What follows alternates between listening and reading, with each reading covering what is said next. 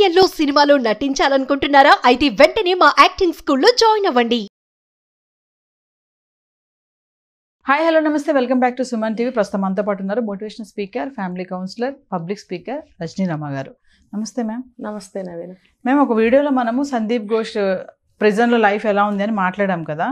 అంటే ఇప్పుడు ఇంకోటి ఏంటంటే అతని కండిషన్ అసలు ఫెసిలిటీస్ లేవు అక్కడ అని చెప్పేసి ఒక టాక్ అయితే ఉంది. మళ్ళీ ఇంకోటి అంటే పక్కనే ప్రిజన్లో పక్కన సెల్లో ఏదైతే నేను బ్లాక్ నెంబర్ 10లో ఉంటున్నాడో పక్కన సెల్లో ఒక పెద్ద స్కామ్లో ఉన్నటువంటి వ్యక్తి అక్కడ ఉన్నాడు. అతనితో మాట్లాడే ప్రయత్నం కూడా చేశాడు సందీప్ ఘోష్ అని ఒక టాక్ ఉంది.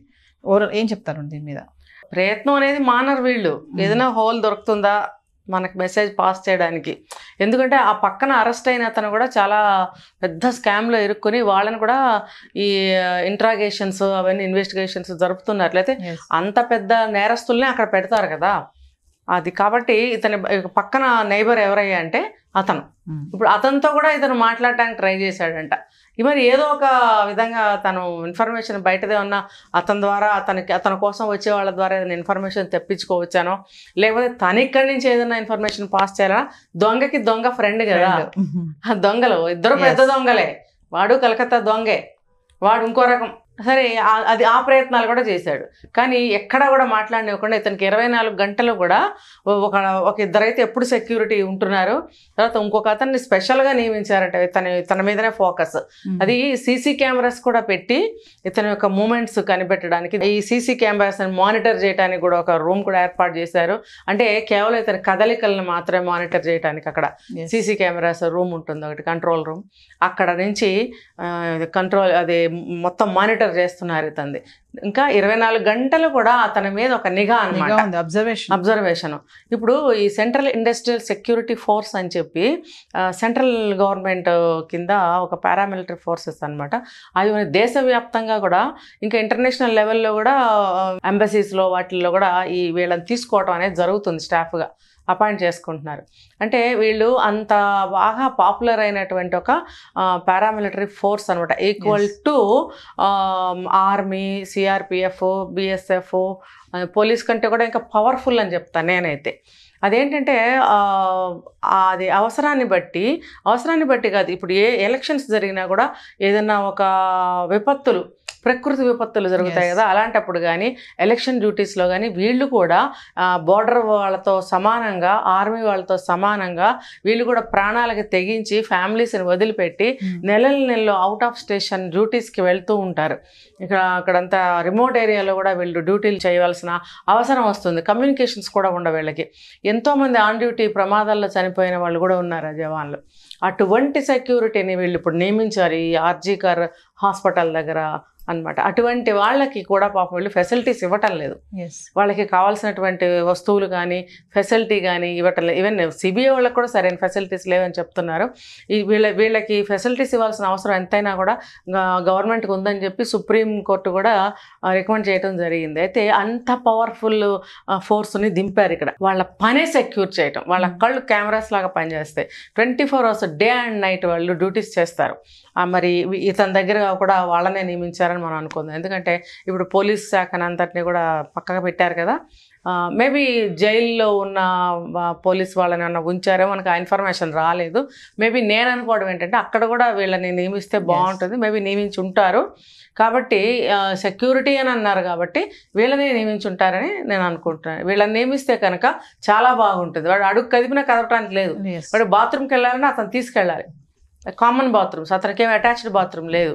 ఏవో 2 బ్లాంకెట్స్, పిల్లోస్, మంచినీళ్ళు, వాటర్ ఏవో ఇస్తారనమాట. ఇందాక మీరు చెప్పారు కదా ఫ్యాన్ కూడా బయట నుంచి పెట్టారట అని.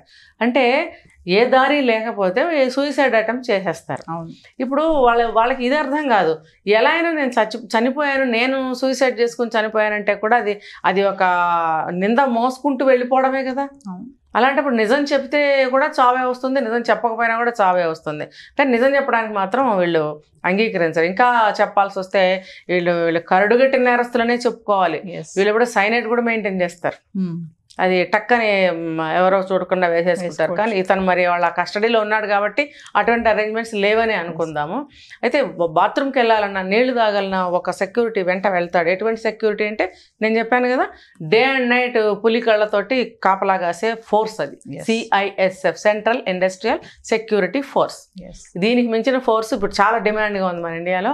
వాళ్ళు చాలా పవర్ఫుల్ సెక్యూరిటీ అనమాట. ఇప్పుడు అతని కండిషన్ ఏంటంటే టైట్ ఇట్లా బిగించినట్టు అలా ఉన్నాడు. ఏం ఇటు అటు కదలటానికి కూడా లేదు. ఎవరిని కలవటానికి రూల్స్ ఒప్పుకోవట్లేదు. నువ్వు నీ వాళ్ళని కలవటానికి లేదు. కావాలంటే రాసివ్వు, మరి ఒప్పుకుంటే వాళ్ళు హైయర్స్ ఒప్పుకుంటే మేము మీకు ఏర్పాటు చేస్తాం, మాదేమీ లేదని చెప్పి ఒక లెటర్ రాయించుకుని తీసుకెళ్ళినట్టు కూడా మనకు తెలుస్తుంది. ఇంకోటి మేడం, ఇప్పుడు సందీప్ ఘోష్ పైన హాంకాంగ్లో కూడా కేసు ఉంది అని చెప్పేసి కూడా టాక్ ఉంది. అవును, ఇతనికి శాడిస్ట్ అనమాట. ఒక సైకో, ఒక శాడిస్ట్, ఒక కోరికల పుట్ట, అత్యాస అన్నీ అనమాట. వీడు ఒక ఏమంటారంటే అన్ని లక్షణాలు కలగలిపినటువంటి, అంటే క్రూర లక్షణాలన్నీ కలిపినటువంటి ఒక క్రూర మృగం. వాడి ఫేస్ కూడా నాకు ఎందుకు అలాగే అనిపిస్తుంది. వీడికి లేని లక్షణాలు, వీడు ఆడవాళ్ళ పిచ్చితో పాటు ఈ జెంట్స్ని కూడా లైక్ చేస్తాడంట వీడు. ఏదో హాంకాంగ్ ఒక క్లినికల్ అటాచ్మెంట్ ఒక మీటింగ్ కోసం వెళ్ళినప్పుడు అక్కడ కూడా ఒక హాంకాంగ్, చైనా వాళ్ళంతా ఒకటే కదా, వాళ్ళ మీద చేయడం చూడండి ఎటువంటి పరిస్థితి వీడికి. వెళ్ళింది ఒక ఫ్యూ డేస్ కోసం వెళ్ళుంటారు. ఫ్యూ డేస్ కోసం నువ్వు ఎటువంటి పని కోసం వెళ్ళావు? ఎంత ప్రతిష్టాత్మకమైనటువంటి ఒక స్థానంలో ఉండి నువ్వు వెళ్ళావు?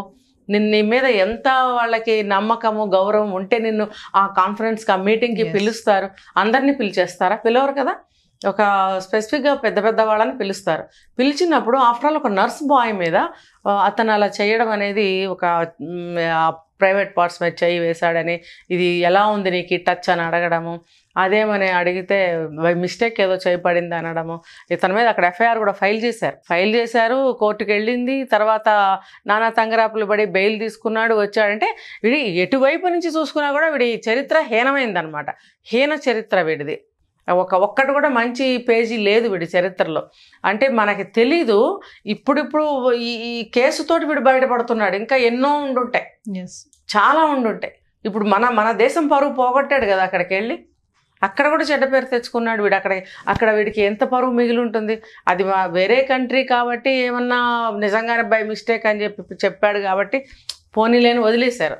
అదే వేరే కంట్రీలో వీడు మామూలు ఒక సాధారణమైన మనిషి అయితే వీడికి ఒక రేంజ్లో శిక్ష ఉండేది. చూద్దాం మేడం, ఇప్పుడు సుప్రీం కోర్టు చెప్పింది కదా 17 తారీఖు లోపు నాకు కొత్తగా నివేదిక సమర్పించాలని చెప్పి సిబిఐకి చెప్పింది. సిబిఐ ఆ విషయంలో ఎంత ఫాస్ట్గా ఉంది, మరి ఎంత డెప్త్గా వెళ్ళి ఇంకా కోణం లోతుగా వెళ్ళి ఏమేమి తీసుకొస్తారు ఇన్ఫర్మేషన్ అనేది మనం ఇప్పుడు ఫాస్ట్ గానే మూవ్ అయిందని చెప్పచ్చు. ఇప్పుడు మనకి 1 or 2 days లోనే కొత్త అని తెలిసినాయి. అసలు ఇప్పుడు ఇంత లేట్ ఎందుకు చేశారో కూడా అర్థం కావట్లేదు. 3rd degree అనేది అప్పుడే చేస్తే అయిపోయేది స్టార్టింగ్ లో. ఇంకా వీళ్ళకి ఉంటాయి ఇంకా వేరే శిక్షలు, అవి కూడా వాళ్ళు ఇంప్లిమెంట్ చేస్తే నిజాలు ఎందుకు రావండి? వస్తాయి. వాడి దగ్గర ఎటువంటి ఆధారం లేదు. సూసైడ్ చేసుకోలేడు, సైనైడ్ మింగలేడు, ఇంకోటి చేసుకోలేడు, ఒక మెసేజ్ పంపలేడు. అన్ని కట్ చేసినప్పుడు, వీడికి బయట ప్రపంచాన్ని కట్ చేసినప్పుడు, వేరే దారి లేనప్పుడు ఆ భయంతో చెప్తాడు వాడి నిజాలు. చూద్దాం మేడం ఏమవుతుందో. మరి 17 తారీఖులో ఎలాంటి నివేదన వస్తుందో, ఆ నివేదికలో అసలు ఏముంటుంది, నాకైతే ఇంకా ఇంట్రెస్టింగ్గా ఉంది. ఆ నివేదికలు ఏమొస్తాయి, ఎలాంటి రిపోర్ట్స్ వస్తాయి, మళ్ళీ అంటే ఇప్పటి వరకు వచ్చినవి అన్నిట్లు కూడా మరి తారుమారు చేసేస్తారా? అసలు ఇప్పుడు దాకా వచ్చిన అన్ని కూడా ఒక ఎత్తు అయితే, ఆ నివేదికలో కొత్తగా వచ్చే నివేదికలో వచ్చేటటువంటి ఆ పాయింట్స్ ఏముంటాయి అనే దానికి అందరూ కూడా వెయిట్ చేస్తున్నారు. 17th లోపు ఇవ్వమని చెప్పి ఇది ఖచ్చితంగా ఈ న్యాయం జరుగుతుంది, నిగ్గు తేలుస్తారు. ఎందుకంటే బెంగాల్ గవర్నమెంట్ పరిస్థితి, వాళ్ళ తీరు ఏమి బాగోలేదు కాబట్టి సెంట్రల్ గవర్నమెంట్, నా ఒపీనియన్ మాత్రమే, సెంట్రల్ గవర్నమెంట్ సిబిఐ వాళ్ళకి అన్ని రైట్స్ ఇచ్చి ఈ కేసు పరంగా వాళ్ళని ఇంకా ఫాస్ట్ చేసి మీరు ఎట్లయినా సరే న్యాయం చేయాల్సిందే అని ఆర్డర్స్ వస్తాయి. ఈ బెంగాల్ గవర్నమెంట్ కి ధీటుగా వాళ్ళు ఇది అమలు పరుస్తారు, న్యాయం జరుగుతుంది. ఇది ఏమీ అన్యాయం జరగదని నాకు కూడా అనిపిస్తుంది. న్యాయమే జరుగుతుంది. Thank you ma'am.